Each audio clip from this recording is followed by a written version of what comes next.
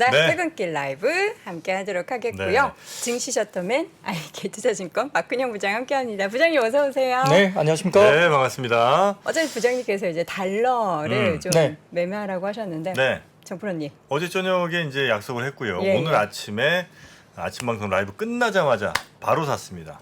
그래서 이제 아침에 최저 1,375원 찍었던 게 우리 이제 정프로님 효가 좀 아, 일찍이긴 그랬습니까? 한데 그렇다 손 치죠. 네, 코덱스 미국 달러 선물 제가 원래 이제 레버리지 사기로 했잖아요. 근데 이 계좌를 보니까 레버리지 살려면 또 뭐 수업 들어야 되고 뭐 이게 있더라고요. 아. 예, 근데 그것까지 하긴 너무 힘들어갖고 네. 그냥 선물만 샀는데 저는 지금 마이너스 한 0.5% 이 정도 나온 것 같으니까 네.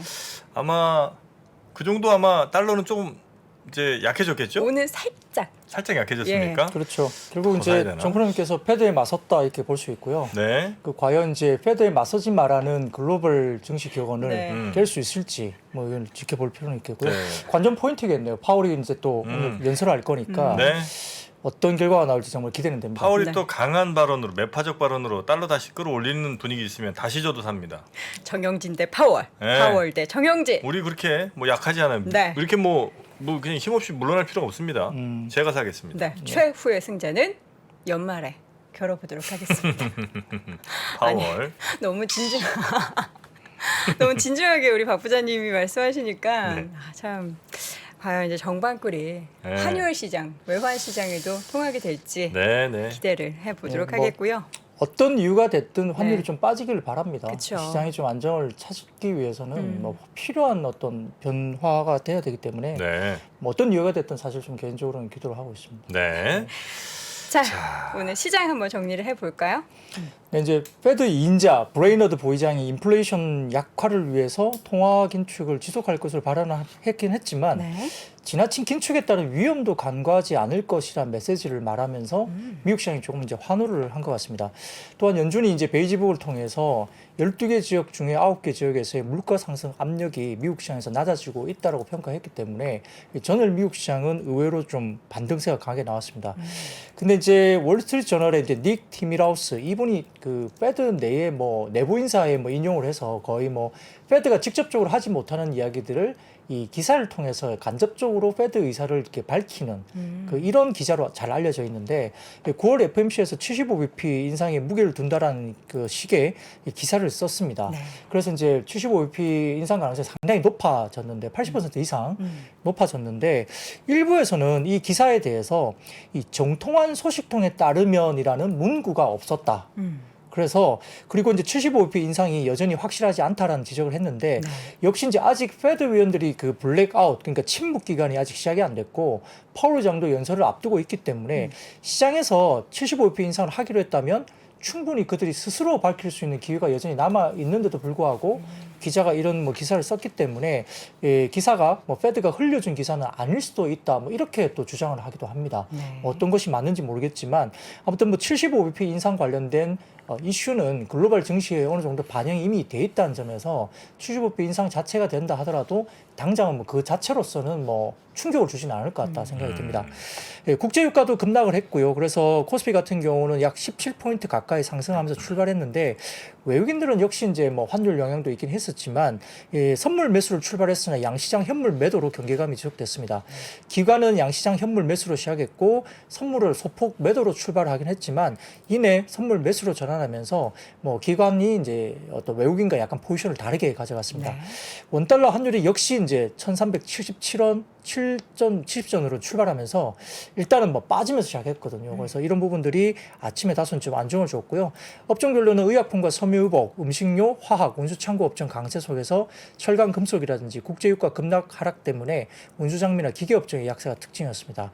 외국인들은 현물을 계속 매도를 했지만 특히 뭐 전기전자 업종, 뭐 반도체 업종 6거래일 연속 순매도가 나타났고요. 반면 이제 오늘은 연기금 등의 매수세가 좀 유입된 하루였고 미국의 10년물 국채 금리 하락 때문에 2차 전지나 바이오, 게임 등 성장주의 반등도 탄력을 좀 받았었습니다. 외국인들이 이제 양시장 순매도 속에 매도의 대부분이 이제 뭐 전기전자, 운수장비 뭐 이렇게 말씀을 드렸었고요. 근데 외국인들은 유톡이나 의약품은 또 매수를 일부 좀 했습니다. 기관은 양시장 순매수 속에 코스닥에서는 게임이나 IT 부품 수급이 상당히 좀 나은 편이었고요. 장막판에 외국인들은 코스닥 매수가 일부 전환되기도 했기 때문에 오늘은 이제 또 선물 옵션 동시 만기일이라 수급적인 막판 변수도 좀 있었습니다.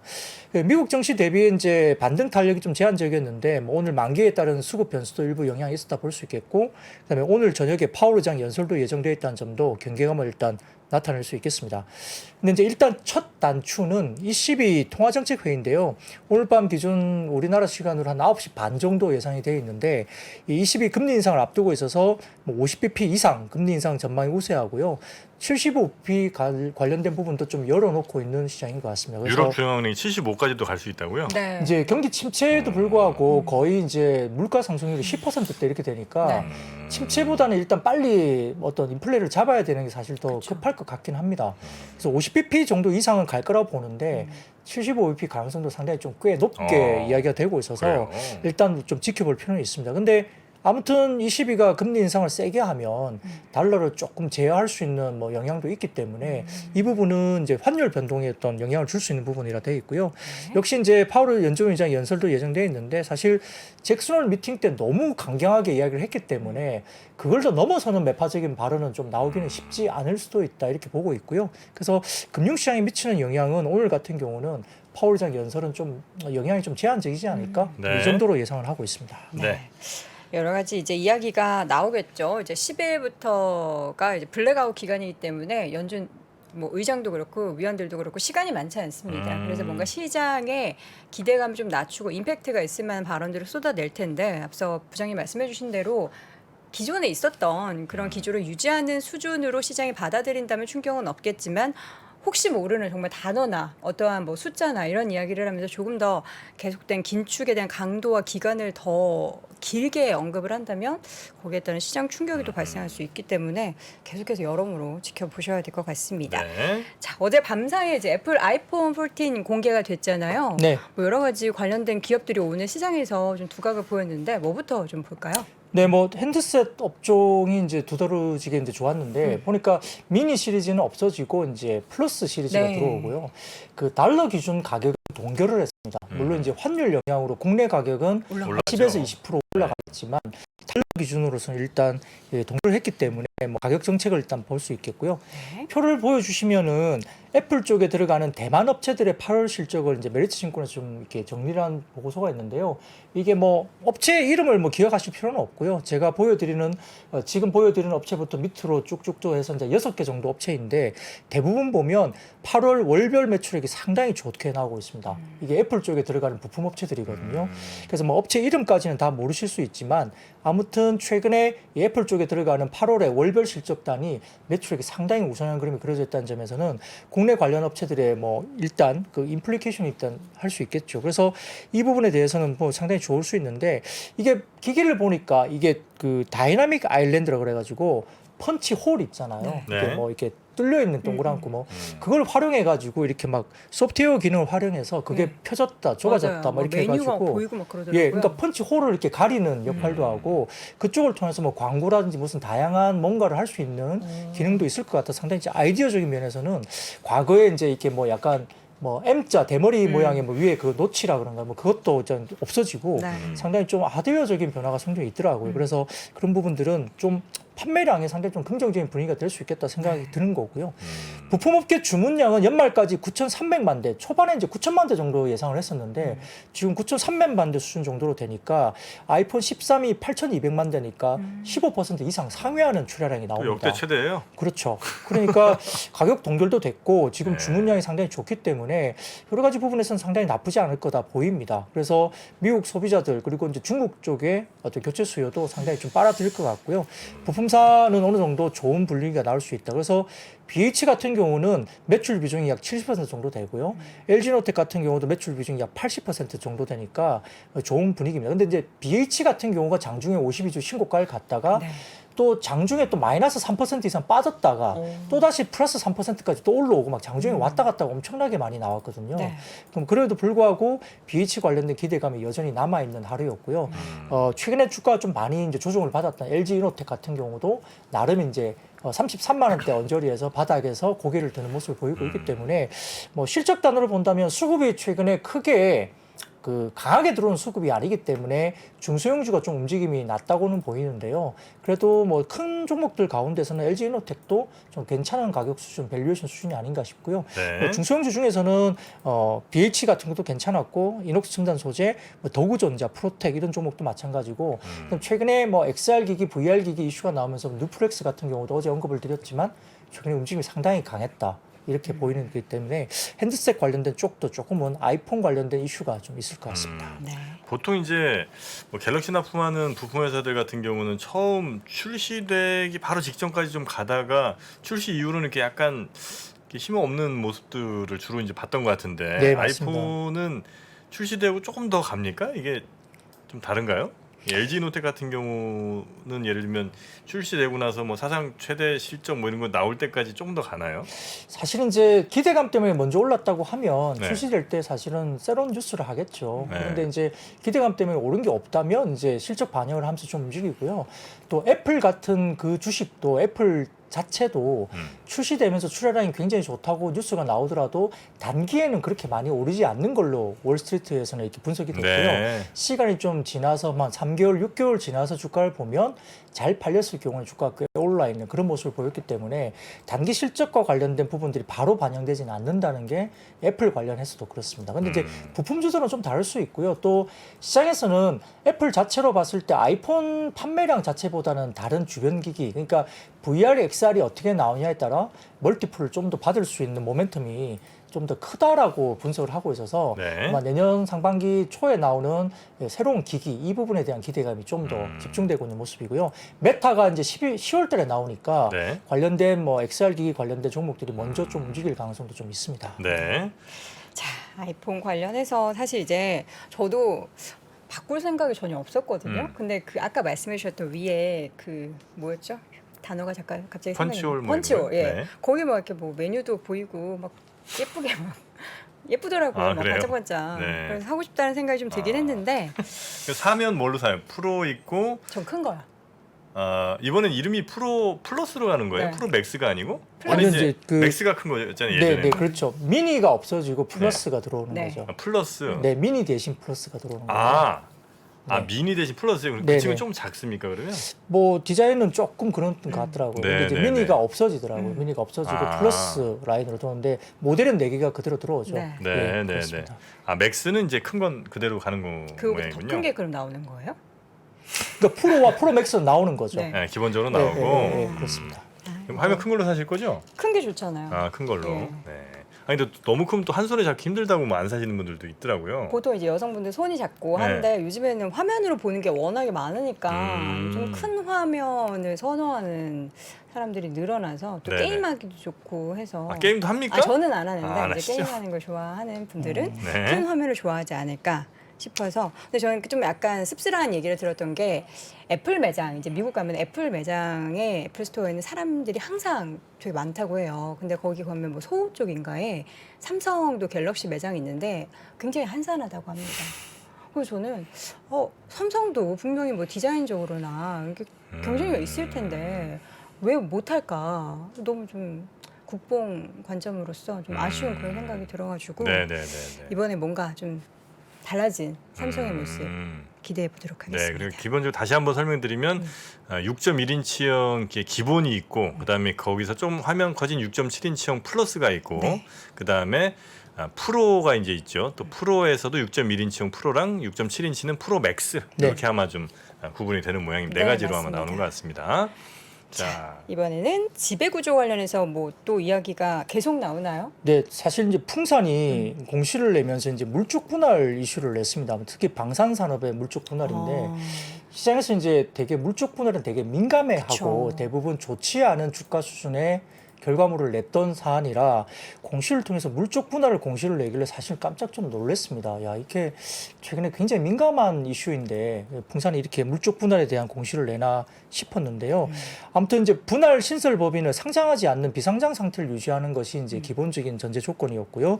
이 풍산의 중요 사업 부분이 방산 산업에 대한 분할인데 투자 심리에 당연히 부정적인 영향을 미치면서 오늘 주가 별로 좋지 못했죠. 그래서 기업 분할 때문에 이 부분에 대한 뭐 기업 가치 변화는 없습니다. 왜냐하면 존속 법인 법인이 신설 법인의 지분 100%를 가지고 가기 때문에 기본적인 분할 자체로서는 이제 어떤 특별한 펀더멘탈리 변화는 사실 없다고 볼 수 있고요. 그렇지만 전체적으로 지금 이 분할되는 별도 매출에서 방산 부분이 차지하는 비중이 매출은 29% 그리고 영업이익이 차지하는 비중은 42% 정도 수준이니까 이런 큰 비중은 있는 것들을 이제 물적 분할해서 내려간다고 생각하면 사실 좀 시장에서 좀 부정적으로 센티가 형성된 것 같습니다. 그런데 이게 이제 풍산도 그렇지만 풍산도 어떻게 보면 약간 그 방산가고 조금 이제 연관도 되잖아요. 뭐 총알도 만들기도 하고 뭐 그런 쪽이니까요. 풍산이 총알을 만들거든요. 아, 그래요? 미국에 총알도 수출합니다. 권총 총알도요. 그래서 이제 예전에 뭐 총기 소지법 이것 때문에 네. 없어질 수도 있다. 총기 소지법이 이제 뭐 이렇게 돼서 안 될 수 있다. 그러니까 미리 막 총기 사고 그다음에 총알도 사고 이래가지고 아, 그때 잠깐 반짝했군요. 네, 잠깐 발작 수출 지표가 상당히 좋게 나온 적이 또 네. 있었습니다. 이게 작년 말인가요, 뭐 그랬었는데 그러다 보니까 이제 최근에 그 항공우주가 오늘 카이라고 불리는 네네. 항공우주가 또 급락을 했거든요. 급락이요? 예. 왜? 그 방산 쪽이 상당히 좋았던 부분이 이제 뭐 주가도 좀 오르기도 했습니다만 네. LIG 넥스원 같은 경우에 대주주가 최근에 지분 축소를 좀 했습니다. 주가 올랐을 때 조금 팔았다는 거죠. 아, 그리고 이제 풍산이 오늘 또 물적 분할을 내면서 네. 또 좀 안 좋게 나왔죠.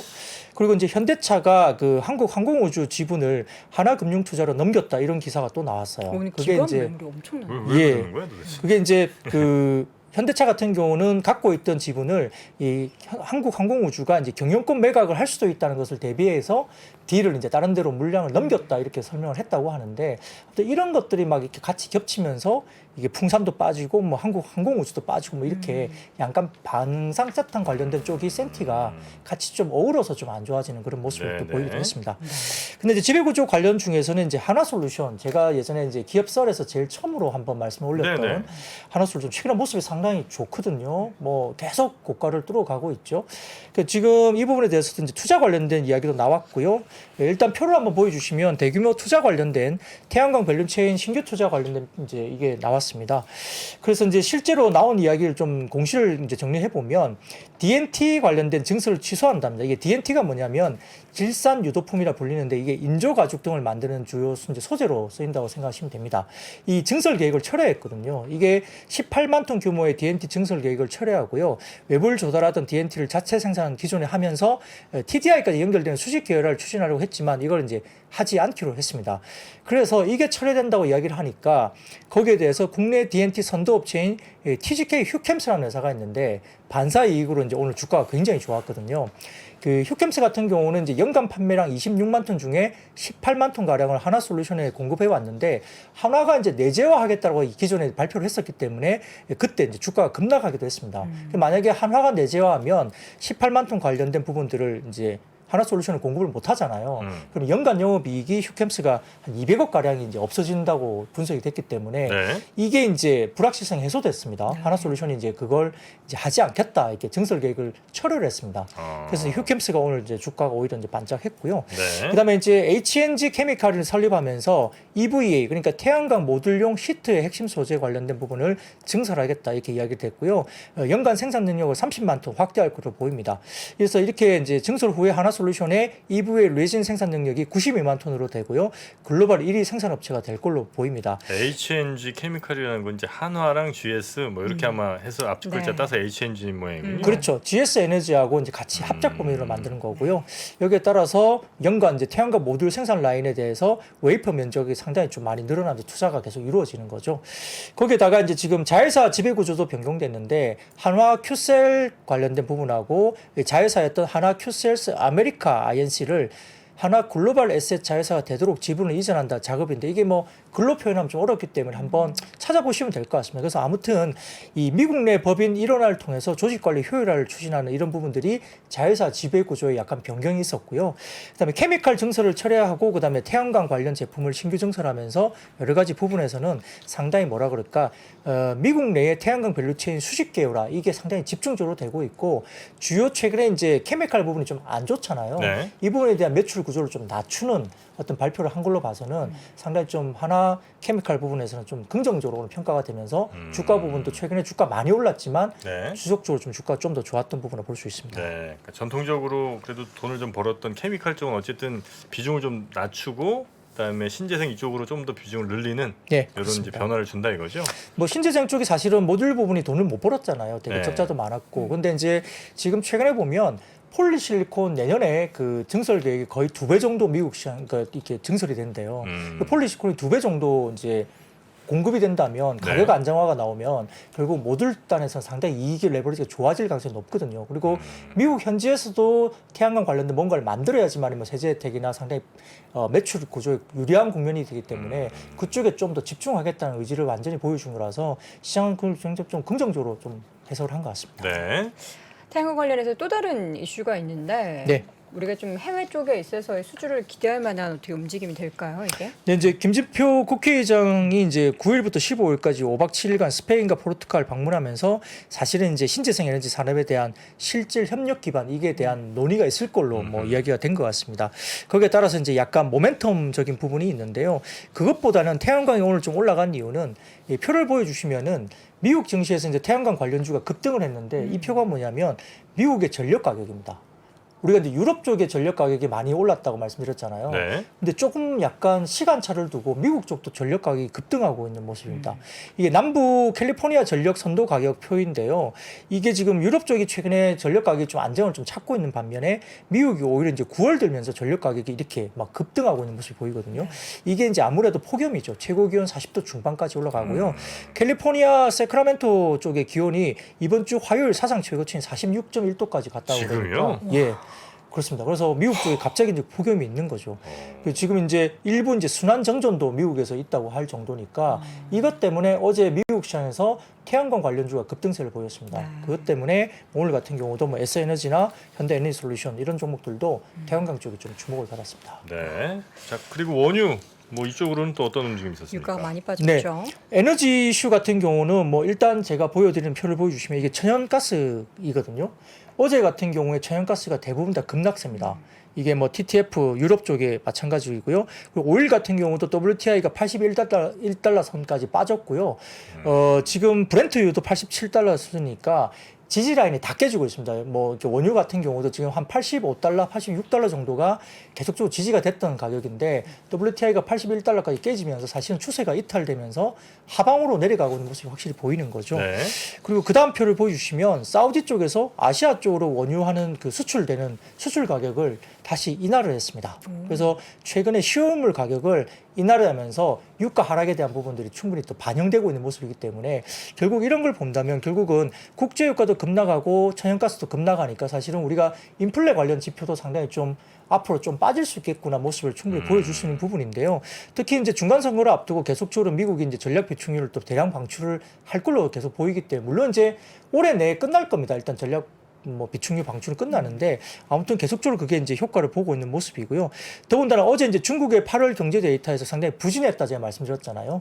수출 관련해서 전년비 7.1% 증가하면서 사실은 전월 18% 대비 거의 뭐 반토막 이상 깨진 거죠. 그러니까 중국 쪽도 굉장히 안 좋은 거예요. 그러니까 전반적으로 유럽 쪽도 경기가 안 좋고 중국까지 깨지니까 수요에 대한 우려가 상당히 더 많은 겁니다. 네. 그래서 이런 부분들 때문에 좋지 않은데요. 근데 이제 이렇게 되면 오늘 이제 원유 가격이나 이런 것 때문에 이제 SOL이나 이런 것들이 마이너스로 가긴 같지만 막판에는 그렇게 조금 많이 안 빠지고 좀 많이 회복은 했습니다. 마이너스권이긴 하지만. 근데 문제는 뭐냐면 LNG입니다. LNG 쪽이 이제 아까 제가 뭐 천연가스는 이렇게 많이 빠졌다고 봤지만은 글로벌 3위 LNG 수출국인 호주가 자국 내 가스 부족 가능성 때문에 수출 제재를 할 수 있다 이렇게 나왔습니다. 그래서 이게 전체적으로 뭐 LNG 가격이 많이 올라가니까 LNG 업체들의 잉여 가스를 대부분 이제 수출 쪽으로 많이 돌렸다고 해요. 네. 그래서 호주 쪽에서 많이 나가니까 정부가 이제 이걸 가로막기 시작한 거죠. 그래서 내부적으로 수출을 제한하는 ADGSM이라고 있는데 이게 호주 국내 가스 보안 메커니즘이라는 제도라고 합니다. 호주 내에서. 그게 이제 발동되면 10월 1일 이전에 결정 고지가 될 예정이고 2023년 1월부터 적용이 된다고 하는데 그러면 이제 잉여 가스를 수출을 못하게 막는 거거든요. 그래서 조금 이 부분들이 이 천연가스 급등을 좀 가져올 수 있지 않을까 우려를 하는 하는 모양인데요. 다만 이제 우리나라 같은 경우는 호주하고 장기 공급 계약을 맺어놓은 상태라고 알려져 있어서 조금 그래도 좀 제한적이고요. 또 잉여분에 대한 제재이기 때문에 약간 현물 가격 급등 가능성이 있긴 하지만 조금 그래도 제한적이다라고 좀 생각을 하는 것 같습니다. 그래서 이렇게 좀 보고 있는데, 그래서 한국가스공사는 주가가 좀 올랐거든요. 그런 부분인데요. 다만 이제 다음 표를 보여주시면은 미국 쪽의 LNG 수출 지표입니다. 이 표를 보여주시면은 지금 미국 같은 경우도 LNG 수출 터미널이 3개 정도 신규로 또 터미널이 만들어지고 있습니다. 그러니까 수출 관련해서 이게 또 지어지면 24년도부터는 LNG 수출이 엄청나게 또 늘어납니다. 이게 위쪽에 회색 부분 말고 색깔이 있는 부분들이 이제 3개가 더 애드업이 되는 것인데요. 이렇게 되면 24년 이후로 수출 물량이 엄청나게 늘어나거든요. 그렇게 되면 LNG 가격이 나중에 어느 정도 좀 이제 밸런스를 맞출 수 있는 부분이 되지 않을까 이렇게 좀 생각될 수 있고요. 또 미국의 프리포트가 이제 6월 달에 불이 나가지고 재가동이 안 됐잖아요. 수출 물량의 20%를 차지하는 쪽인데 이게 적어도 11월, 적어도 중간선거 이후 12월부터는 정상 수출이 진행되니까 아무래도 이제 유럽이나 이런 쪽도 이제 본격적으로 또 수출이 되겠죠. 그러면 나름 이제 대륙별로 좀 천연가스 가격도 조금은 어느 정도 밸런스를 지역별로 좀 할 수 있지 않을까 하고 어제 제가 잠깐 말씀드렸지만 러시아가 유럽 쪽으로 안 가니까 어떻게 되죠? 중국 쪽으로 파이프 지금 만들고 있다는 파이프라인. 그러면은 이제 PNG를 러시아가 이제 중국 쪽으로 보내겠죠. 그럼 중국은 어떻게 되겠어요? LNG 수입하던 걸 또 유럽으로 또 보냅니다. 중간 마진 먹고. 뭐 그런 식으로 이제 각국 나라들이 아주 이제 그때 정프로님께서 이제 이 뭐죠? 당근에 올려서 판다 이렇게 천연가스를 뭐 그런 식으로 해석을 하셨는데 뭐 그런 식의 이제 막 돌림이 막 있는 거죠. 천연가스를 가지고. 그러니까 이제 이런 부분들 때문에 아마 글로벌 수요 공급은 결국은 내년 초 정도 되면 어느 정도 좀 약간 밸런스가 맞춰지면서 하방 압력이 좀 나오지 않을까 보고 있는 것 같고요. 다만 이제 단기적으로 천연가스가 워낙 비싸기 때문에 지금 석탄 가격이 되게 많이 치솟고 있다 제가 말씀 한번 드렸잖아요. 그래서 그와 관련된 어떤 투자 아이디어도 좀 가져볼 필요는 있겠습니다. 네. 자, 이번에는 이제 사료, 비료 관련한 건데 또 러시아 쪽에서 뭘 또 못 나가게 하는 거죠. 네, 푸틴 대통령이 뭐 다 이야기하기를 막네요. 속았다 뭐 이런 표현까지 썼다고 합니다. 뭐 서방에 속아서 뭐 곡물을 뭐 수출했다 이런 식으로 이야기했다는데 지금 그런 얘기를 한대요. 예, 했다고 이제 누구한테 실제로 무슨- 했다고 합니다. 회의에서 공식 회의에서. 그래서 참 이게 무슨 소리인가 싶을 정도인데 참 그렇죠. 아무튼 이제 그렇게 해서 이제 그 튀르키예 그러니까 터키 대통령과 이제 곡물을 운송받을 수 있는 나라를 제한하는 협정을 다시 이제 수정하겠다. 뭐 이렇게 이야기를 했다고 합니다. 그래서 그러니까 흑해를 통해서 수출되는 우크라이나 곡물을 이걸 수입하는 국가를 자기가 정하겠다고요? 네, 다시 제한하겠다. 그러니까 이제 결국은 뭐라 그러죠? 이게 뭐 아프리카나 이런데 좀 곡물 관련된 이슈가 상당히 좀 심각한 쪽으로 인도적 차원의 예, 그런 쪽으로 보내줘야 된다고 본인은 생각했다고 하는데 이게 뭐 유럽이나 뭐 미국이나 뭐 이런 괜찮은 나라들로 계속 곡물이 갔다라고 주장을 하는 거죠. 그래서 이제 속았다는 표현을 했다고 해요. 왜 착한 척을 하는 걸까요? 예, 그래서 본인이 인도적 차원에서 다시 이제 그런 나라로 못 가고 아프리카나 이런 인도적인 어떤 그런 부분 쪽으로 가도록 했으면 한다라는 이야기를 했다고 하는데, 예, 약간 뭐, 예, 본인 본인 생각이죠. 아무튼 그렇습니다만, 뭐 그래서 이제 그런 부분들 때문에 이제 사료 관련된 종목이라든지 그 다음에 비료, 농업 이런 음식료 업종 이런 것들이 이제 약간 테마성으로 오늘 움직임이 있었는데요. 사실 전액 그 전일 소맥 시세는 약 플러스 3% 정도 올라서 급등세는 보이지 않았습니다. 이름에도 불구하고요. 그래서 여전히 불안한 것이 맞지만은 뭐 전체적으로 사실 푸틴 대통령의 코멘트가 안 먹혀요. 그렇죠. 그러니까 천연가스나 유가 관련해서도 유가도 천연가스도 지금 아예 수출 안 하겠다 엄포를 놨는데요. 아까 제가 보여드렸잖아요. 천연가스 급락하고 있고, 그죠? 유가 급락하고 있고, 이 씨알이 좀 안 먹히는 거죠 시장에서. 그러니까 약간 그 약발이 좀 떨어지고 있는 모습도 충분히 보입니다. 그래서 향후에 관심이 결국은 이제 곡물 같은 경우는 11월과 12월에 그 남반부의 작황이 상당히 중요한데 특히 브라질 작황이 상당히 중요할 것으로 보입니다. 그래서 이게 이제 전체적으로 브라질 작황이 연말에 양호하면 곡물 시장의 안정을 충분히 찾을 수 있는 상황이고요. 뭐 특별하게 나올 만한 뭐 어떤 뭐 변수가 없다면 아마 내년 상반기 중에는 곡물 가격 다운사이드 쪽에 어떤 포텐셜이 더 열릴 것으로 저희는 분석하고 있기 때문에 뭐 그렇게 되면 곡물은 충분히 더 내리겠죠. 그러면 어떻게 되죠? 우리가 음식료 업종은 또 기대할 수 있겠죠. 시세가 지금은 가격을 올리고 있잖아요. 수입 물가는 한 3개월 정도 후행하기 때문에 3분기, 4분기 정도까지도 어느 정도 수입 물가가 상당히 높으니까 최근에 음료 업종들 되게 많이 올리고 있잖아요. 라면 가격도 지금 올리고 있거든요. 거기서 10%까지. 그러니까 이제 가격은 올려놓고 곡물 가격 빠지는 국면으로 들어가면 스프레드가 벌어지니까 실적은 상당히 좋아지는 국면으로 간다고 저희가 추정할 수 있겠습니다. 네. 자, 다음 섹터는 AI 로봇. 예, 로봇 쪽입니까? 네, 이건 간단합니다. 뭐 소위 이제 삼성자산운용의 캣 로봇 테마 ETF. 최창규 본부장님이 다음에 뭐 설명하실 것 같은데. 오늘 한데요. 로봇주가 다 오른 게 그럼 이 이유인가요? 네네. 그래서 이제 그게 한국거래소 심사를 받고 있다고 전해졌는데, 근데 로봇 관련주가 올라가는 게 맞나 싶은 내용이 있습니다. 네, 이게 사실 이제 삼성자산운용의 K 로봇 테마 ETF가 이제 심사받고 있다. 이게 좋은 건데요. 이렇게 보면은 늦어도 이제 10월 초가 이제 전망이 되고 있습니다. 나오는 게. 근데 보면 주요 구성 종목이 되게 웃겨요. 지금 보면 삼성전자, 카카오, 기아, KT, SK텔레콤, 현대차, 네이버, LG전자, 현대모비스, 삼성 SES, LG노텍 이게 90% 정도 들어간다고 하거든요. 저번에 원전 관련된 ETF 나왔을 때도 네네네. 다 정말 대형주, 건설주 이런 것만 나와서 네.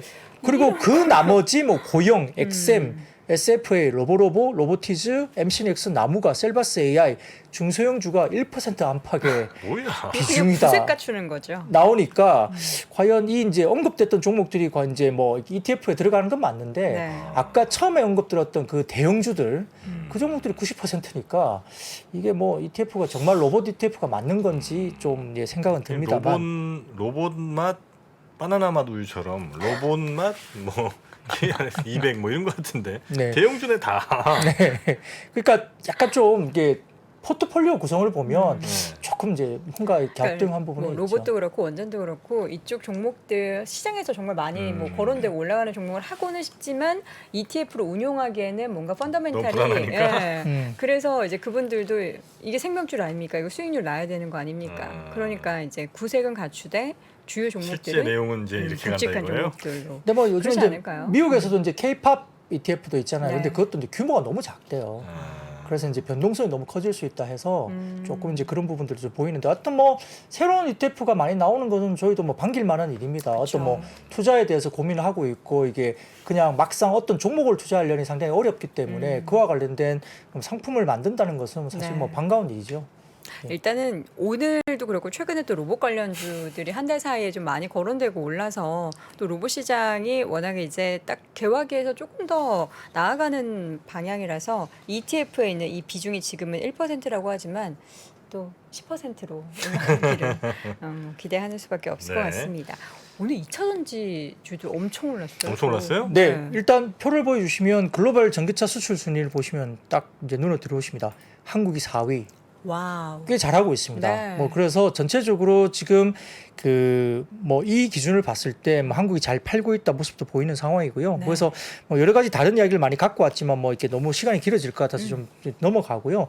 다만 이제 여기 보면 그 중국 현지에서 지금 테슬라가 모델 뭐 Y나 모델 3인가요? 그 부분에 대해서 이제 최근에 그 물건이 나오는 이 시기가 네. 좀 빨라지고 있다. 굉장히 빨리 만들어내고 있다 이야기 나오잖아요. 그러니까 물량이 많아진다는 부분에서는 결국 LNF 같은 종목들이 사실은 영향을 가장 많이 받기 때문에 LNF 같은 경우도 오늘 주가가 급등했고 에코프로 관련된 그룹주들도 오늘 상당히 급등했고요. 그 외에도 뭐 삼성 SDI, 뭐 성문전자, 코스모 신소재, 코스모화학 등 뭐 폐배터리 관련 쪽도 연관해서 전반적인 흐름에서는 좀 좋았던 하루였습니다. 네. 자, 이어서는 제약바이오 볼까요? 네, 실제 지금 학회 일정이 상당히 많이 몰려 있고요. 네. 미국 증시에서 전일에도 관련된 바이오주들이 많이 올랐습니다. 노바백스도 7% 이상 올랐고요. 바이오엔테크, 그다음에 모더나 이런 종목들도 제약 글로벌 제약사들 상당히 주가가 어제 강세를 보였는데 사실 9일 날 세계 3대 암 학회 중에 하나로 꼽히는 유럽 종양 학회, 그다음에 15일 유럽의 소아 내분비 학회, 그리고 19일 날 유럽 당뇨 학회, 30일 날 미국 안과 학회 등 여러 가지 이슈가 계속적으로 나오거든요. 네. 그래서 모멘텀들이 나올 것 같고요. HLB도 지금 금요일 이제 표적 항암제 리보세라닙 이거 관련해서 면역 항암제 관련된 뭐 병용 요법이 간암을 대상으로 한 긍정적 삼상 결과 이렇게 관련된 초록을 공개했기 때문에 모멘텀을 작용했고 레고캠 바이오 같은 경우도 지금 월드 ADC 2022에서 양성 유방암 치료제 관련된 임상 1상 중간 결과가 안전성이나 효능 정도가 확인됐다고 구두 발표를 내면서 또 주목을 받았기 때문에 이런 이런 여러 가지 연말에 집중되고 있는 뭐 여러 가지 제약 바이오 학회와 더불어서 개별 종목들의 어떤 발표가 모멘텀으로 된 것 같습니다. 네. 우리 또 정프로님 좋아하시는 풍력 오늘 뭐 아유. 모멘텀 있는 소식 전해줬더라고요. 바람 불어야죠. 네, 여러 가지 부분에서도 지금 풍력도 좀 태양광이 우선적으로 좀 주목을 받았지만 네. 풍력도 같이 가는 쪽인데요. 추자도 해역이 아닌 제주도 동쪽 해역에도 대규모 해상 풍력 관련된 사업이 추진되는 것으로 전해지고 있습니다. 이와 더불어서 이제 에퀴노르 사우스 코리아가 있는데 여기가 배타적 경제 수역인 제주도 북동쪽 해상 한 곳과 제주도 남동쪽에서 50km 떨어진 해상 6곳 등 7곳에 지난해 5월과 11월 두 차례에 걸쳐서 풍황 개척기 설치를 위한 공유 수면 그리고 점 사용에 대한 허가를 받았다가 전반적으로 이제 진행을 했다 이렇게 구체적으로 좀 알려집니다. 그래서 굉장히 좀 제주도 지역의 새로운 어떤 그 뭐라 그럴까요 풍력 관련된 설치가 상당히 좀 대규모로 지금 진행되고 있는 것이 아니냐 이렇게 이야기가 되고 있는 거고 국내 업체인 말콘이 지난달 22일에도 제주도 남동쪽 해상 다 3곳 여기에 대해서 풍황 개척기 3기를 설치하기 위해서 공유 수면 점사용 허가를 신청했다 이렇게 알려지고 있고 점사용 이제 점용하고 사용한다는 거죠. 네. 예, 그렇죠. 그래서 또 덴마크 기업의 국내 법인인 CI 오프쇼어 윈드 코리아 어렵네요. 그러니까 이쪽도 지난달 30일 제주도 남동쪽 해상 9곳 이 부분에서 CI 똑같은 오프쇼어 윈드 코리아. 그렇죠. 네. 예, 그렇게 해서 여기에 대해서 허가를 또 신청했다. 그러니까 상당히 제주도 지역 쪽에 새로운 어떤 인허가 관련된 뭐랄까 신청이 상당히 좀 집중되고 있는 거죠. 해상 풍력에 대해서 지금 투자가 많이 일어나고 있네요. 그렇죠. 네. 예, 그렇기 때문에 이 부분 때문에 풍력 에너지 관련된 설치가 상당히 좀 급증하고 있는 것이 아니냐라고 알려지면서 관련된 풍력 에너지 관련된 종목 중에 뭐 우림 PTS라든지 서암기계공업, 그다음에 KPF 이런 종목들도 오늘 좀 주목을 받았습니다. 네. 자, 이어서는 FPCB 관련해서는 뭐 새로운 소식이 있었나요? 뭐 최근에 상당히 좀 IT 쪽이 별로 실적이 좋다고 하는데도 이제 계속 주가가 못 가고 빠진 종목들도 꽤 많았는데요. 대신증권이 보고서를 내면서 이제 그 커버리지 6개사 그러니까 삼성전기, LG노텍, 대덕전자, 심텍, 코리아서킷, 인터플렉스 이 6개사의 전체 영업이익이 전 분기 대비 9.8% 그리고 전년비 79%나 영업이익이 증가할 것이다 보고서를 냈고요. 매출액은 전분기 대비 8.3% 증가 그리고 전년비 30.4% 증가 예상된다고 밝혔기 때문에 전반적으로 FPCB 관련된 뭐 저평가 이런 것들이 좀 부각이 된 하루였고요. 사실은 또 환율 부분도 사실 수출 부분들 때문에 상당히 좀 우호적인 환경이고요. 분기 기준에 최고 매출액이 계속적으로 예상되고 있기 때문에 추가적인 이익 상향도 가능하다 이렇게 분석 자료를 내서 최근에 좀 주춤했었고 실적이 좀 밸류에이션 PER 부분은 상당히 낮게 형성됐던 뭐 주가였기 때문에 이녹스 첨단 소재, 뭐 코리아 서킷, TLB, 삼성전기 이런 종목들이 고개를 좀 들었는데요. 네.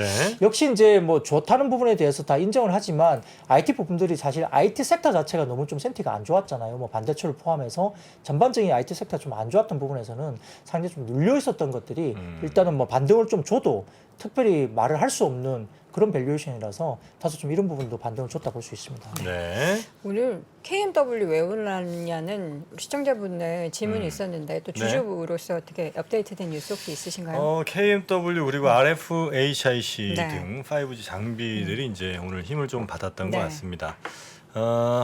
역시 정프로의 보유 소식이 호재였나요? 호재였다고 좀 봐야 되겠죠. 아니, 저 네. 내용 하나 보니까 오늘 이제 애플이 새벽에 그 신제품 발표하면서 미국에 출시되는 제품에 대해서는 eSIM이라고 하죠. eSIM. 그거를 다 이제 모두 적용을 하겠다라고 했어요. 근데 뭐 뉴스 여러 가지 찾아보니까 우리나라에서도 이제 eSIM 전용 단말기가 더 많이 보급되면 이게 5G 쪽 산업의 확대에도 더 영향을 미친다. 뭐 이렇게 연결을 또 그렇죠. 하더라고요. 5G랑 이제 이심 전심인 거거든요. 네.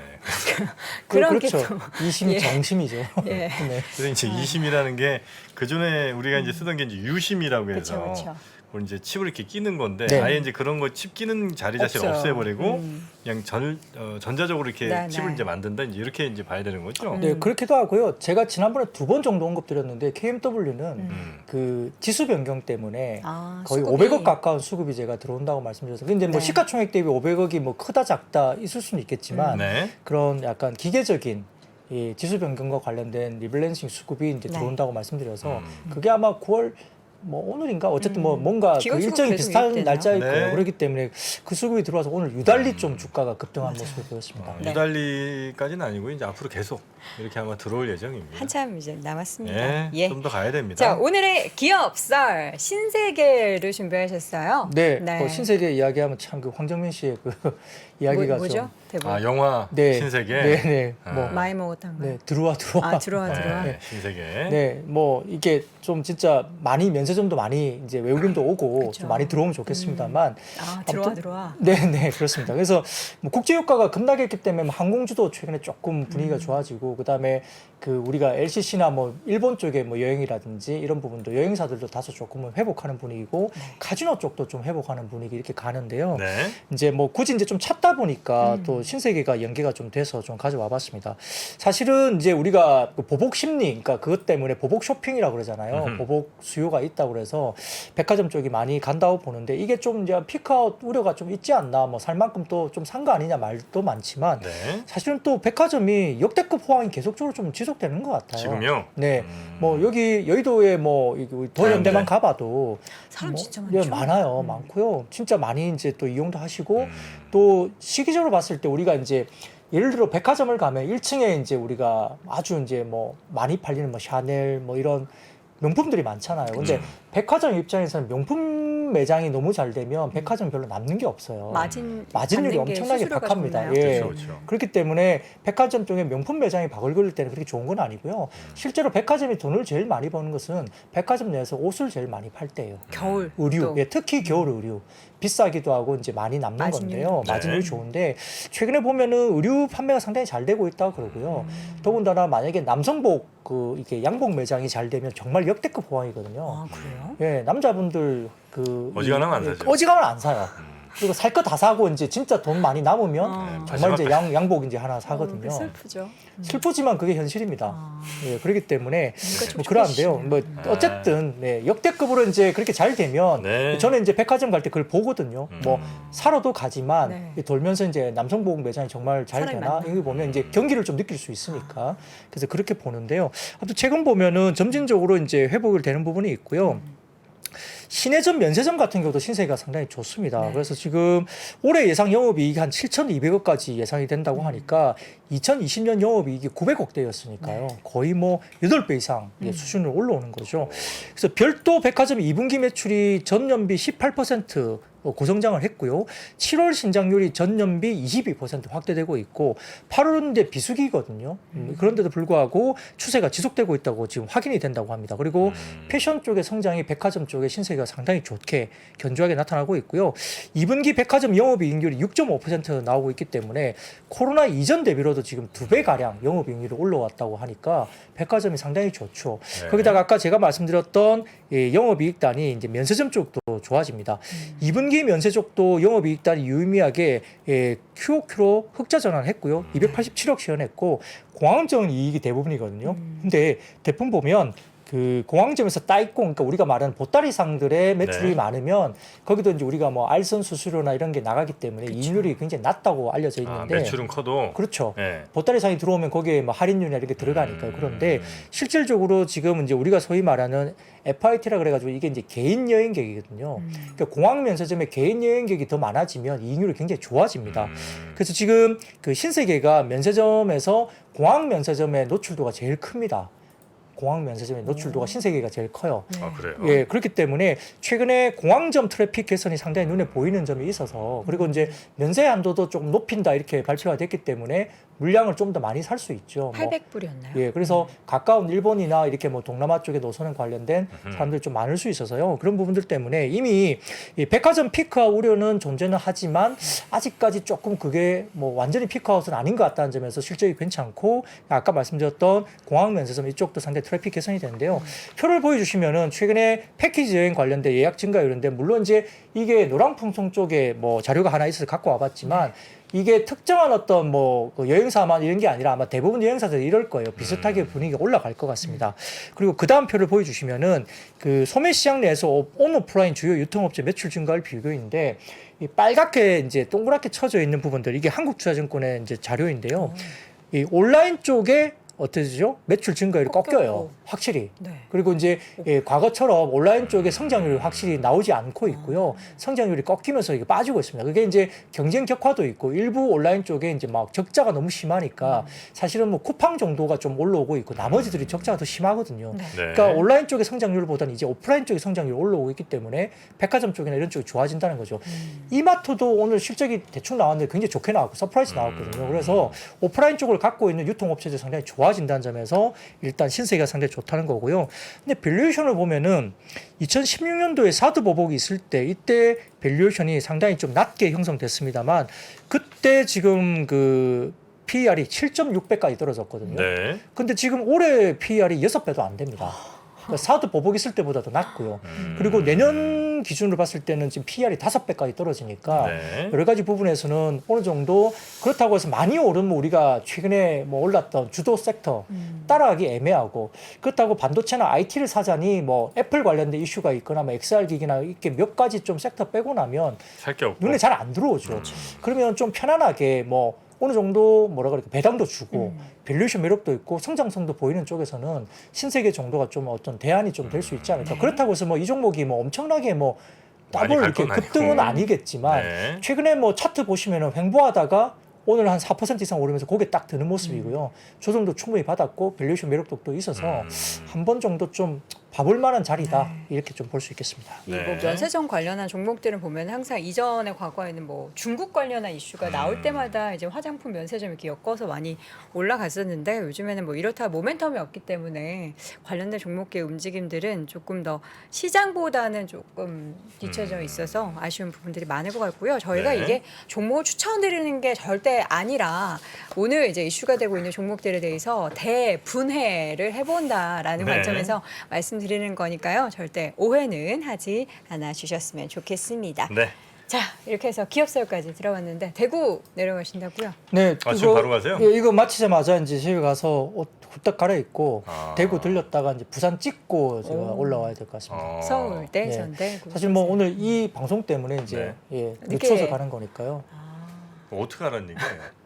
그만큼 이제 이 방송에 애착을 좀 갖고 다- 열심히 하고 진심이다. 있다. 진심이다. 대표님, 대표님 진심이다. 알아주시고요. 아, 그 진심인 거 예. 저희가 잘 알지요. 네, 예, 그렇습니다. 아, 이제 알겠습니다. 저희 방송 때문에 좀 늦게 출발하시지만 네. 아마 도착 시간은 비슷할 거라고 제가 아까도 말씀드렸잖아요. 저도 그 생각했습니다. 아까 워낙 많이 막혔습니다. 맞습니다. 네. 아 근데 운전을 직접 네, 대구까지 예. 하신 거예요? 저하고 집사람이 같이 나눠서 할 것 같고 와. 아마 대부분 제가 할 거예요. 한 7시간. 아 대구까지 한 7시간 가까이 나오는 그쵸. 것 두 배 같아요. 더 이제 보니까. 걸리네요. 예, 그렇습니다. 너무 고생 많으십니다. 파이팅 하십시오. 뭐 그래도 뭐 가족이니까 네. 가야죠. 예. 네. 행복하시죠? 행복합니다. 예. 열심히 또 일해서 또 빨리 해외를 보내야죠.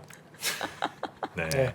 문제성 발언은 네. 명절엔 하지 마시고요. 네. 네. 하여튼 행복한 명절 되시고 네. 예. 추석 지나고 다시 건강한 모습으로 뵙겠습니다. 네, 모두들 행복하시고요. 네. 다음 주에 또 밝은 모습으로 뵙겠습니다. 네. 네. 고맙습니다. 감사합니다. 고맙습니다. 네. 이 옛날에는 우리는 개인 투자들이 사면 장이 빠지고 개인 투자들이 팔면은 장은 오르고 막 이런 얘기 했잖아요. 그런 얘기하는 사람들은 정말 진짜 이제 물러나야 돼요. 제 경험상 캐시가 최고입니다. 10년 있으면 엄청난 기회가 와요. 평일 600석 전석 매진 2022 하반기 자산시장 대전망이 온라인으로 출시됐습니다. 우리는 펀드 매니저가 아니에요. 그리고 우리 전문가가 아니에요. 왜 자꾸 우리가 전문가가 되려고 그래요? 아파트 사고 뭐 재산 올라오고 그게 다 내 덕인 줄 알잖아. 근데 중앙은행 덕이라고. 거기서 내셔 줄 때 같이 들어가야 돼. 근데 지금 들이마시는데 그 앞에다 대면 빨리 들어가지. 주식 부동산 투자에서 꼭 알아야 할 핵심 포인트를 압축한 5시간의 강의 2022 하반기 자산시장 대전망. 자세한 사항은 3프로TV 영상 하단의 댓글을 확인해 주세요.